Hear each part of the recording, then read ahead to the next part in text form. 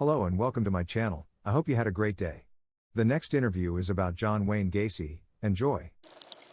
Tonight in News Extra, the man who committed what may be the crime of the century.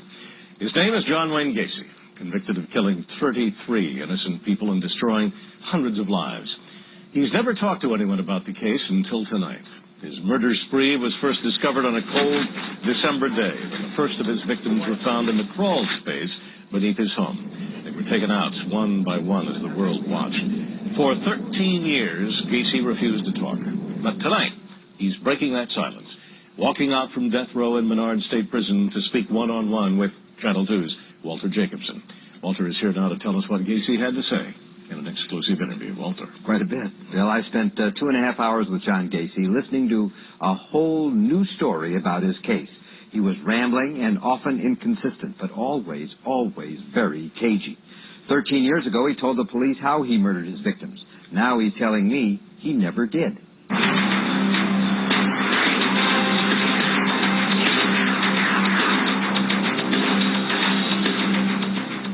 People don't want to know the truth and the honesty of it. If they want to be convinced or brainwashed into what they believe, then fine, then go ahead and kill me. But vengeance is mine, saith the Lord, because you will have executed somebody that didn't commit the crime. Those are the words of John Wayne Gacy, pleading innocence from death row at Menard State Penitentiary 13 years after being convicted of his crimes. The most notorious serial killer of our time. When they paint the image that I was this monster who picked up like these altar boys along the street and swatted them like flies, I said, this is ludicrous. But the jury didn't find it ludicrous. After barely 2 hours deliberation, its verdict was murder by Gacy, 33 times. 29 bodies buried in that house of his on Summerdale, a crime of horrendous proportions. In the crawl space underneath, bodies covered with lime and encased in plastic, dug up a few days before Christmas and carried into the December cold, one after another after another. But despite all this evidence, he says he has proof he didn't do it. Here's one of dozens of examples of what he calls proof. I've taken 3.5 hours of truth serum. And under sodium amytal, the maximum amount that I could have, it shows that I have no knowledge of the crime whatsoever. Never have had. But this is where his attempt to change history, which is what he thinks will get him a new trial, begins to break down. There is no proof anywhere that he ever took truth serum. Now, it's not only a matter of physical evidence, it's a character issue as well. Many times during our interview, he tried to portray himself as a good guy, an ethical, hard-working family man. Here's how he describes himself as a father. Loving and caring. I've always looked after my children, even now. What kind of values you remember imparting to them? The kind of values? Were you strict with them too? No, not as strict as, no. A lot of things that my dad did, I refused to do, because I don't believe in hitting children. I don't believe in spoiling a child either. My values are such that if you give enough love to a You're children... accused of murdering 33 kids, and you say you didn't believe in hitting. I mean... Well, anybody that knows... You see, first of all, you're basing this garbage on what you've heard of me.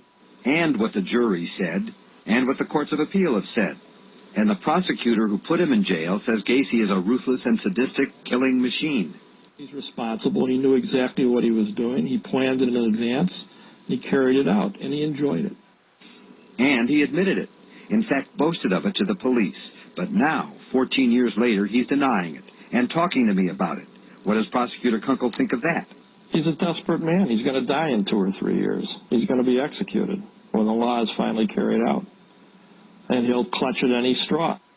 2.5 hours of clutching at straws, cunning and manipulative denials.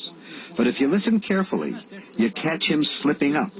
About John Bukovich, for instance, his second victim. What happened to, what happened in the Bukovich case? Where was he picked up, and how did he get to the house, and what happened with him? I don't want to go into the other, the 5 that I know about.